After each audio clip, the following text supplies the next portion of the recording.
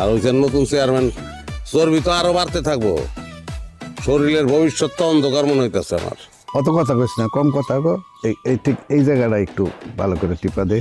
কালকে রাতে তো এই জায়গাটায় খুব ব্যথা করতেছে। বেকায়দায় ঘুমাইছিলেন মনে হয়, চাষি তো আপনার লগেই ঘুমায়, ঠেলা দিয়ে ঠিক করে দিতে পারে না।